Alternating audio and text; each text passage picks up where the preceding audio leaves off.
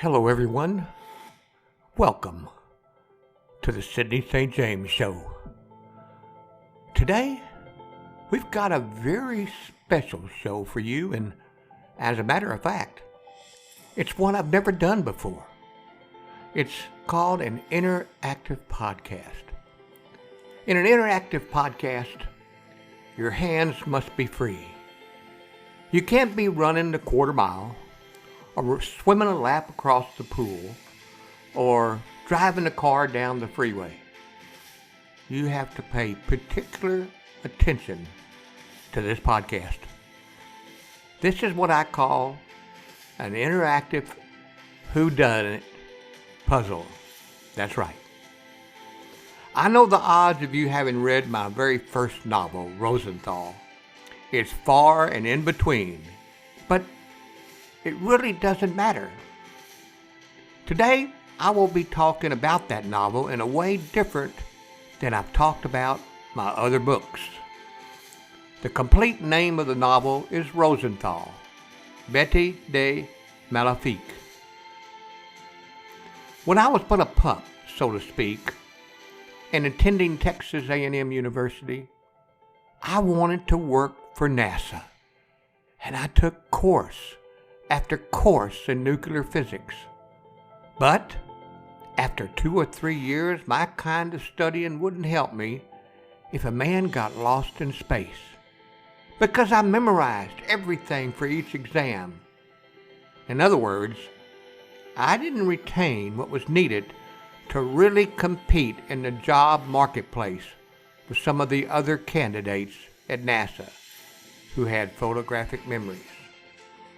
So, I took the physics part of my study and added to it geology and became a geophysicist in the oil and gas industry. I have patents in downhole seismic exploration. And an offshore from processing geophysicist, I became a borehole geophysicist. So, I know you're sitting there and you're wrinkling your forehead and you're asking yourself, has Sydney St. James completely lost his mind? What in the world does physics have to do with writing a mystery novel? Well, my friends, nothing. Nothing at all. But Albert Einstein does. Before old Albert turned physics upside down, he decided to show off how smart he was by designing a riddle, a puzzle, much like I did in the book Rosenthall, giving you all the clues along the way that you need to solve the simple puzzle of whodunit. I did this throughout the book Rosenthall, and because of Albert Einstein and his challenge to me many years ago, I developed clues along the entire way for you to figure out just who done it. And I bet you once you read the novel, you will not answer it until the story's last 10 or 15 pages. Furthermore, one of my main characters in the book is Jonathan Knight, a noted cold fusion physics scientist who won the Nobel Prize. So now, to get you started, and that's why this is an interactive podcast, go and find a piece of paper and a pen. No, I take that back. Make it a pencil so you have an eraser on the head and can make corrections. Now, get ready to write. You might have to pause a couple of times the audio to get the complete list of clues. So, good luck, and see if you can solve it in the shortest amount of time. And send me a voicemail chat, or text, or an email, or whatever, telling me just how long it took you to come up with the answer. So, now, pause this recording, go and find a pencil and paper, come back, and we'll continue. Now, let us begin.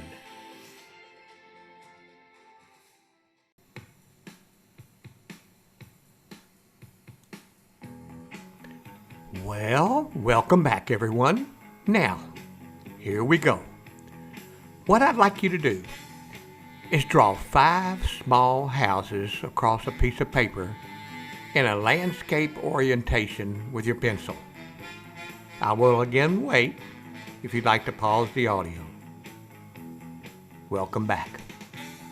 Oh, before I give you the remainder of all the clues, look at the transcript of the puzzle or listen to my words here. So, these are going to be difficult and you may have to pause it off and on. Here's a list of your clues and I'm going to give you 15. Are you ready? A Canadian lives in a beautiful house with orange walls. Number 2. An Australian has a bunch of hamsters and they're chasing each other, running about inside a cage. A Frenchman, he loves, and he drinks Remy Martin Louis XIII out of a crystal bottle. And the house that you drew with the yellow walls is just to the left of the house with the violet walls. Now, go back and check out the house with the green walls. The owner of that particular house, he loves Jim Beam whiskey. And the man who smokes Camel Cigarettes has a bunch of rabbits as pets. And then the owner of the house with the pink walls smokes Camel Cigarettes. And the man in the house in the center of the third house drinks Scotch. The Irishman lives in the first house. And the man who smokes Kent's cigarettes has a neighbor with turtles for pets. Now, I hope you're getting all this down. You may have to pause between each one of my clues. Let's get on with clue number 11.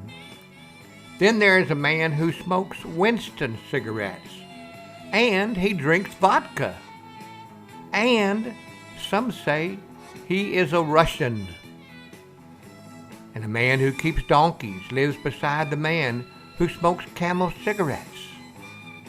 And the Scotsman smokes Marlboro cigarettes. The Irishman, he lives next door to the house with the indigo colored walls. And the man who smokes Kent cigarettes has a neighbor who drinks Jack Daniel's Black. Now, if you haven't already done so, I would suggest drawing a small house on a piece of paper with 4 more side by side to start, and go back and start analyzing these clues. Now, are you ready? Ready to solve this rascal? Let's do it.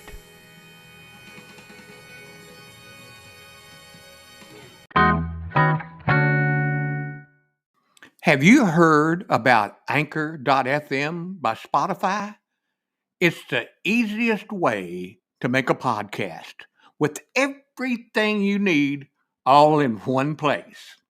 Yep, Anchor has the tools that will allow you to record and edit your podcast right from your phone or your computer. And best of all, Anchor is totally free. Download the Anchor app or go to anchor.fm to get started.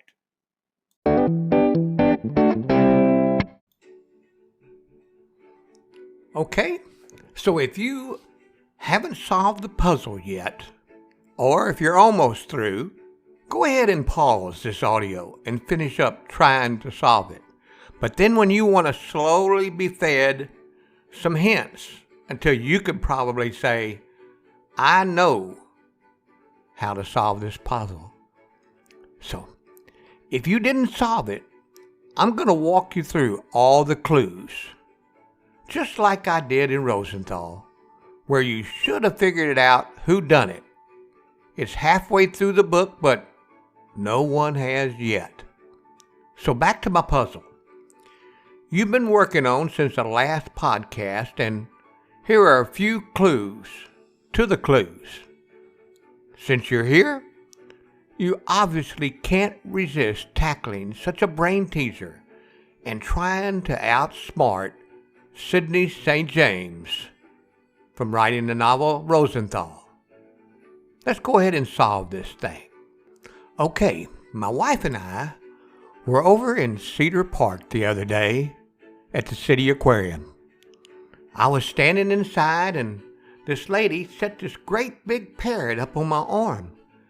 And I'm looking at this parrot and it's beautiful. And I was frozen. I didn't know if he was going to bite me or what. But I was so excited. And yet, all of a sudden, I heard the sirens going off. I saw police coming in the front door. And they went all over the place because, come to find out, the world's most rarest fish had been stolen from the aquarium. The police have followed the scent or some other clues of the insignificance to a street just outside of Georgetown, Texas, in the Lakeside subdivision.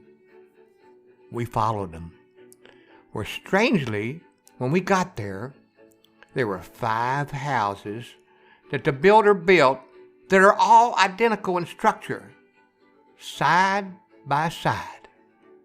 But the police began to scratch their heads, knowing they couldn't search all the houses at the same time. And if they were to go up to one of the houses, the thief would see if they chose the wrong one. And the thief would surely take off and go further out to the following subdivision to hide, maybe even across the road into Sun City. Well, you've been given the clues earlier, and it is now up to you, my make-believe Detective Vincent Gideon, the most renowned detective in the world, to solve the case of the stolen fish. Here you are. When you arrive in the Lakeside subdivision, the police tell you what they know about the theft. Vincent Gideon, let me ask you something. Each house's owner is of a different nationality. They all drink a different kind of whiskey, and they all smoke a different type of cigarette. And each of the houses has had its walls painted a different color. Also, each house's owner has a different kind of pet, one of which is the rarest fish ever stolen from the City Aquarium. Now, after a few hours of detective work, you gather some clues together, just like I did in part 1 of this podcast. In all of the clues given to you a week ago, it may seem complicated, but remember, again, you're walking in the shoes of the world's most brilliant detective, Detective Vincent Gideon, who won his worldwide renowned status from solving the mystery in the novel called Rosenthall. But step back again. You can even pause the video if you need to think about it. And look again at all the clues that I gave you earlier in this broadcast. There's definitely a clear and logical path to the answer. Okay, here's some help. Draw a table if you didn't find a way to solve the answer. Or you can use Excel or Word if you're savvy enough and draw out a chart. Across the top, put in the 2nd through 6th columns the names of the houses. Let's use House 1, House 2, House 3, House 4, and then House 5. Then over on the left, go down now, and each row put house color, nationality of the owner, type of cigarette smoked, and type of whiskey drank, and what type of pet they owned. Okay, work on this for just a moment, filling out your chart, and let's let my sponsor have his few words to say, because after all, he is paying me to keep the lights on around this place. I'll be right back while you get your chart all set up, and we'll give you the final answer to the puzzle. Okay, well, we're back for the rest of my story and the final answer to this puzzle. First, let me ask you to fill in the previous podcast with the information from clues number 8 and 9. Notice you should write over the top of the house in the very middle, Scotch. Okay? Scotch whiskey. Now that you do this, you've answered that the Irishman lives in house 1 at the beginning of the street. And there's only one house next to him, which is house 2. And that's the one with the indigo walls, which we read about in clue number 14 way back when. Now, if all of this is getting too complicated, I'll let you pause a moment, get yourself a cup of coffee or a glass of wine, maybe even a good Moscato, and I'll be right back. Okay, I got my Moscato, and I'm ready to continue this hunt for clues. First, let's go and look at clue number 5. It points out that the homeowner who lives in the purple-walled house loves to drink coffee.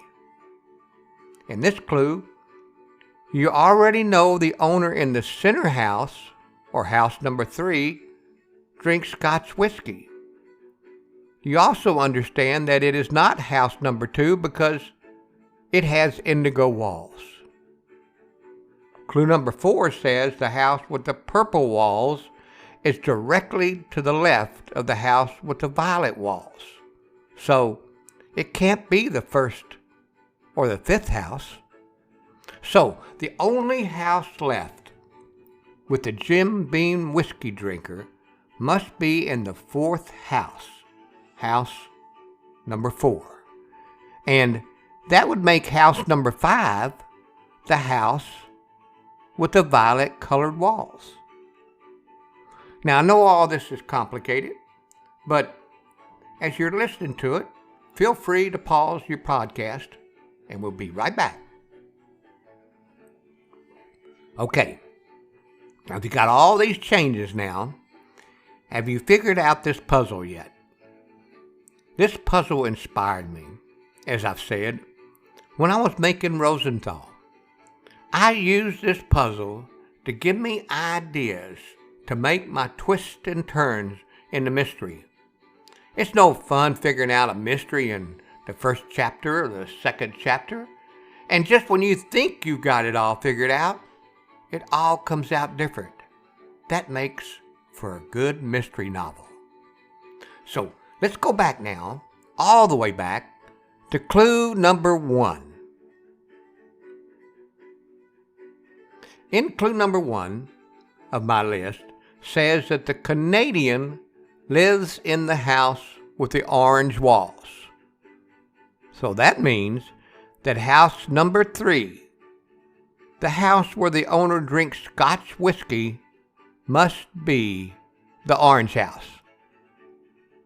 What that now means is that all the colored houses have been labeled except one. That's house number 1, the very beginning house.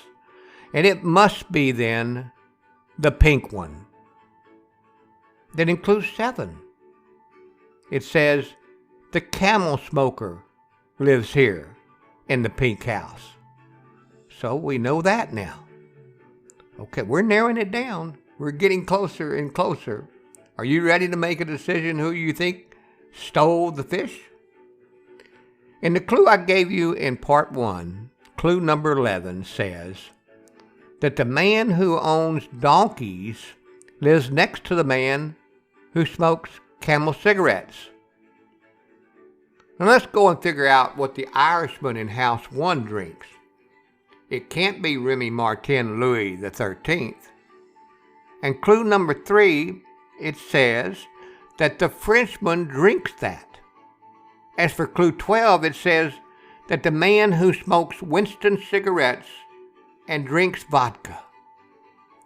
And since you already assigned Scotch whiskey and Jim Beam, then it must be Jack Daniels Black. Okay? Now let's look at clue 15. The man who smokes Kent cigarettes has a next-door neighbor who drinks Jack Daniels Black. The only one that doesn't have a person lives in house number 5. That is the man who drinks vodka and smokes Winston cigarettes. This now leaves us with house 2. That doesn't have a whiskey yet, and that would then be Remy Martin Louis XIII.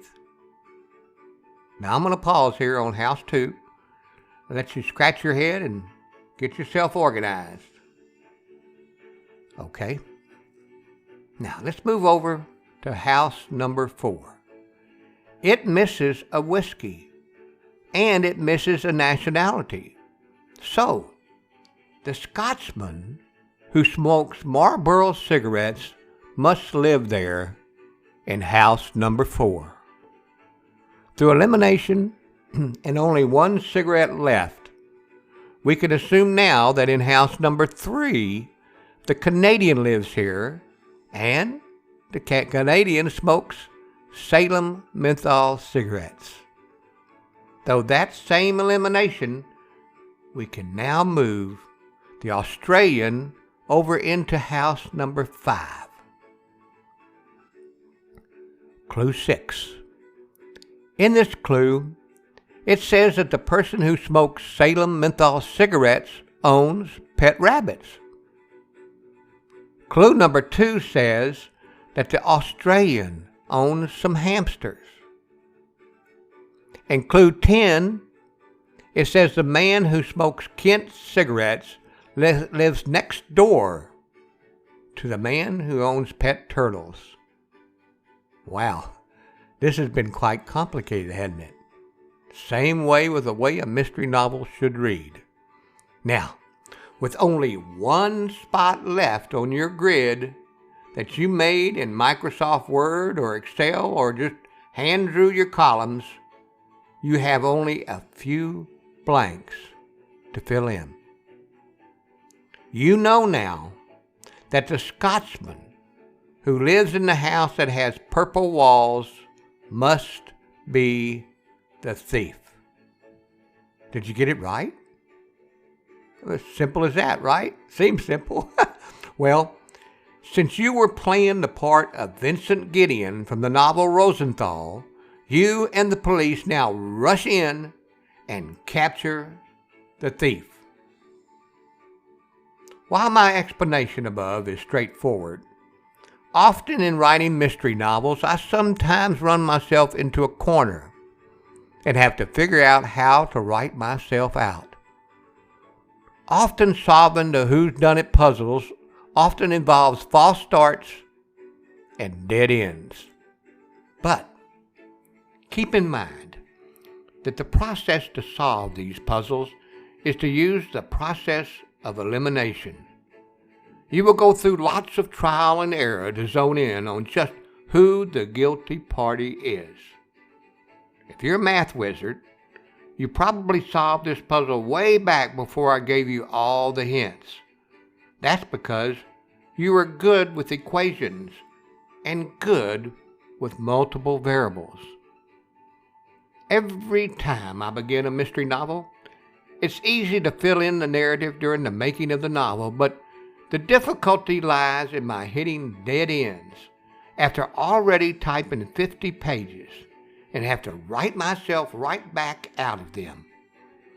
These mysteries can help sharpen the mind and open up new thought processes.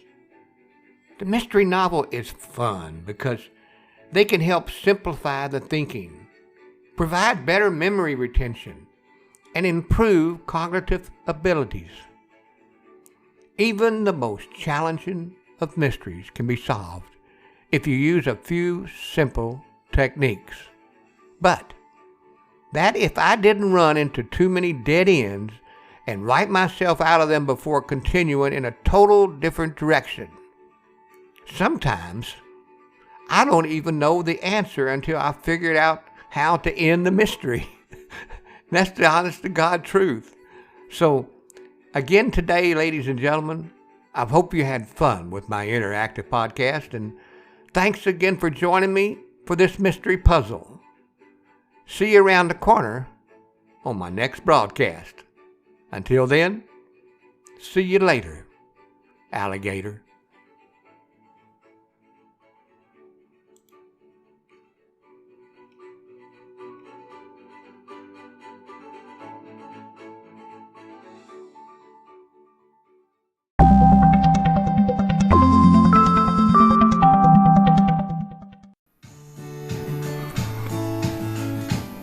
Well, that does it for me for another great episode from Sydney St. James.